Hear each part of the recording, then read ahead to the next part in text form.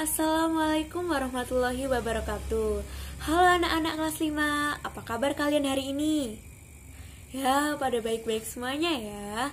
Semoga dimanapun kalian berada, kalian tetap diberikan kesehatan oleh Tuhan. Kembali lagi bersama saya, Bu Jazilatur Rahma Iksan, dalam pembelajaran kali ini. Nah, pada hari ini kita akan belajar kelas 5, tema 3, makanan sehat. Subtema 1, bagaimana tubuh mengelola makanan. Pembelajaran 1. Sebelum memulai pembelajaran pada hari ini, marilah kita bersama-sama membaca doa terlebih dahulu. Berdoa menurut agama dan kepercayaan masing-masing. Berdoa dimulai. Berdoa selesai. Sebelum kita memulai pembelajaran, marilah kita menyanyikan lagu Garuda Pancasila secara bersama-sama ya anak-anak. Kita nyanyi lagu Garuda Pancasila. Garuda Pancasila, akulah pendukungmu, patriot proklamasi, sedia berkorban untukmu. Pancasila dasar negara, rakyat adil makmur sentasa, pribadi bangsaku. Ayo maju, maju, ayo maju, maju, ayo maju, maju. Marilah kita mulai pelajaran kita pada hari ini. Menurut kamu, apakah sarapan itu penting? Apa yang kamu ketahui tentang organ pencernaan? Coba kalian perhatikan sistem pencernaan manusia pada berikut ini. Apakah organ tubuh pencernaan manusia itu sama dengan pencernaan pada hewan? Untuk menjawab semua pertanyaan itu, yuk kita pelajari bersama. Nah, amatilah gambar yang sedang Wuzila sajikan. Nah, apakah kalian selalu makan makanan yang sehat seperti yang kalian lihat pada gambar? Bagus. Sudah makan makanan yang sehat ya kalian semuanya. Nah, dari gambar yang kalian lihat dan yang sering kalian konsumsi setiap hari untuk makanan sehat, sebutkan contoh-contoh makanan sehat yang menurut kalian sehat. Ada yang tahu? Nah, contohnya adalah buah-buahan, sayuran, susu, dan daging. Kemudian, apakah kalian tahu kriteria makanan sehat itu? Makanan-makanan yang sehat itu mengandung 4 sehat dan 5 sempurna, yaitu mengandung vitamin, lemak, protein, karbohidrat, kalsium, fosfor, dan lemak. Makanan yang sehat itu penting bagi tubuh kita. Oleh karena itu, banyak iklan yang dapat kita temui di tempat-tempat umum dengan mempertengahkan makanan sehat. Iklan memang dimaksudkan untuk mempromosikan sesuatu kepada para pembaca. Coba sekarang kalian amati iklan-iklan yang berikut ini. Sekarang, tuliskan apa yang kamu lihat dalam iklan media cetak yang tersedia di sini. Berdasarkan tulisan yang kalian baca tadi, coba jelaskan hasilnya melalui diskusi dengan menggunakan peta pikiran seperti gambar di samping. Kalian bisa melihatnya di buku tema. Berdasarkan tulisan iklan yang telah kita baca bersama-sama, kita akan belajar tentang kata kunci.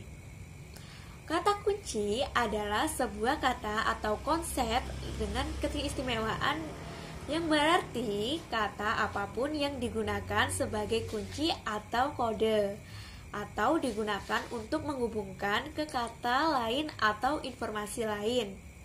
Dengan menemukan kata-kata kunci pada iklan-iklan yang makanan sehat, kita jadi tahu bahwa masyarakat kita sudah banyak yang mengerti tentang makanan sehat. Penyempurnaan makanan sehat adalah susu. Seperti yang kita ketahui, susu umumnya dihasilkan oleh apa anak-anak? Ya betul, oleh sapi. Apa yang dimakan oleh sapi sehingga menghasilkan susu ya anak-anak? Bagus, rumput ya.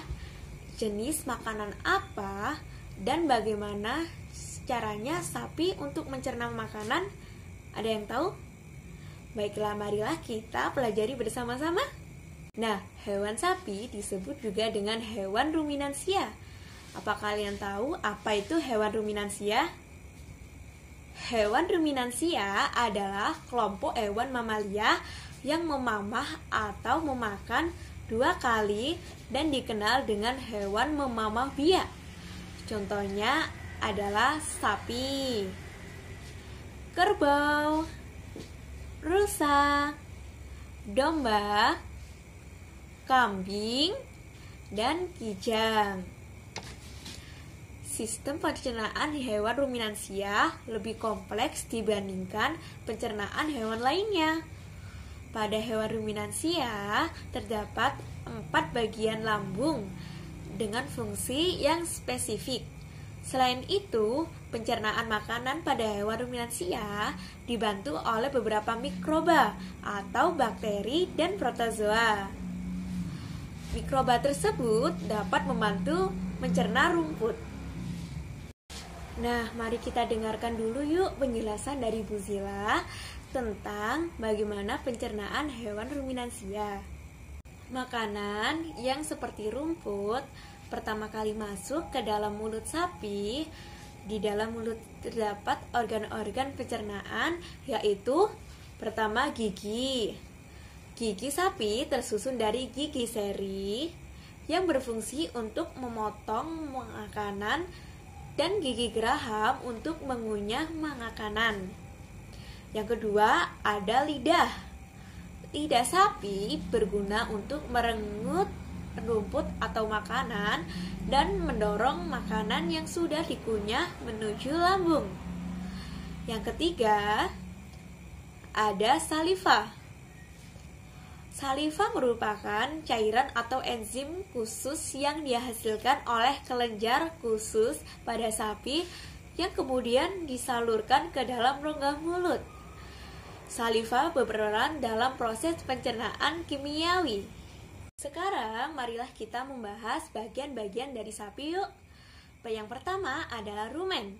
Rumen disebut juga perut besar, tempat terjadinya pencernaan dengan bantuan mikroba atau bakteri. Di sini makanan dicerna hingga menjadi bubur dengan dilakukan oleh dinding rumen. Pada saat sapi beristirahat, makanan kembali ke mulut dan dikunyah kembali. Setelah dikunyah untuk yang kedua kalinya, makanan masuk ke retikulum atau perut jala. Nah, anak-anak pernah tidak mengamati sapi yang sedang duduk misalnya? Pasti mereka sedang mengunyah kan? Nah, pasti mereka sedang mengunyah 2 kali.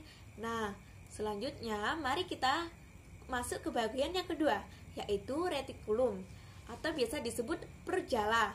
Di dalam retikulum, makanan kembali mengalami proses fermentasi dengan bantuan bakteri anorba dan protozoa.